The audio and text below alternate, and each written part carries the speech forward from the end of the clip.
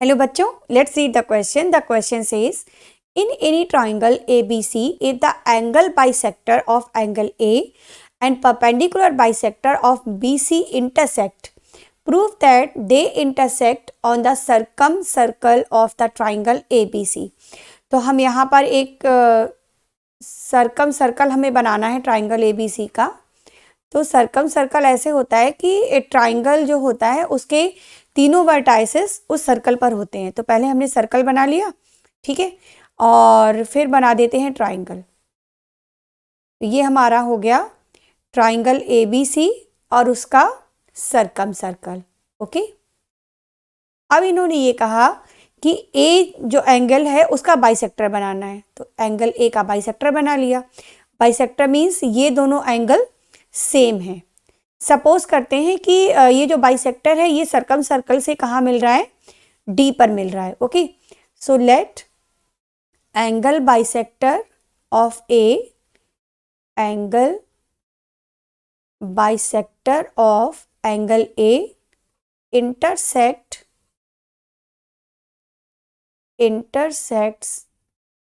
the circumcircle at D.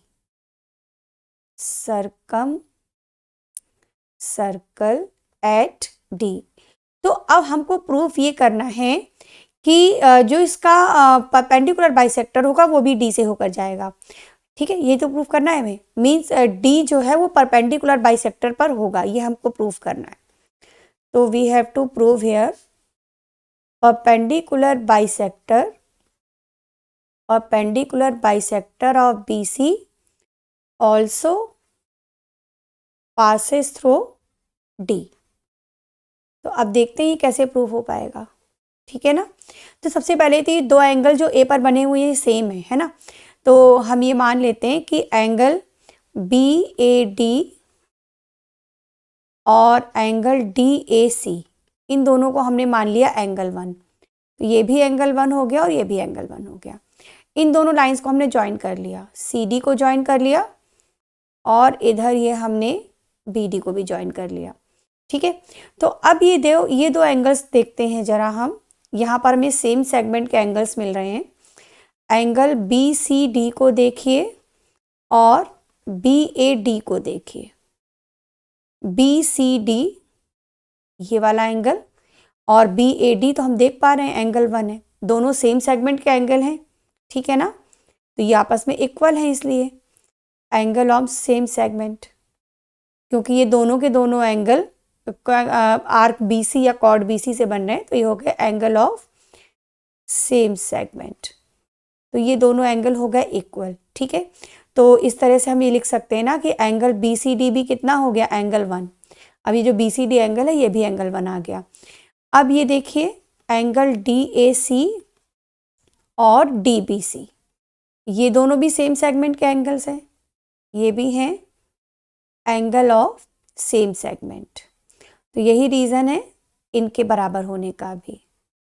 ठीक है ना, they R angle of same segment.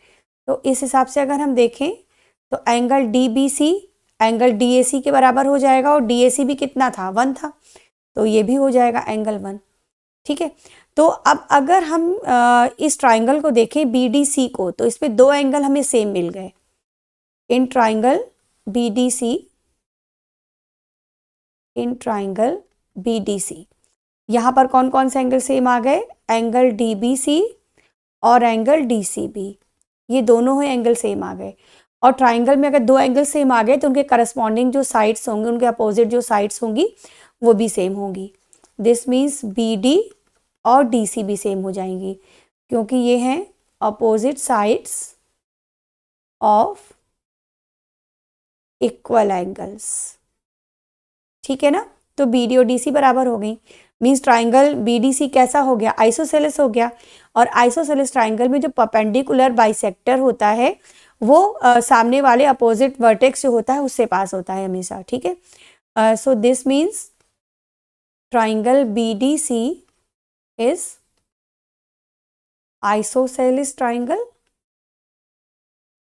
Means कि इसका जो परपेंडिकुलर बाइसेक्टर होगा वो करस्पॉन्डिंग वर्टेक्स से पास होगा, अपोजिट वर्टेक्स से पास होगा. So this implies perpendicular bisector of BC passes through point D। Okay, और यही हमें प्रूव करना था, तो इस तरह से प्रूव हो गया ये क्वेश्चन हमारा। Okay, hope you understand it well. Thank you.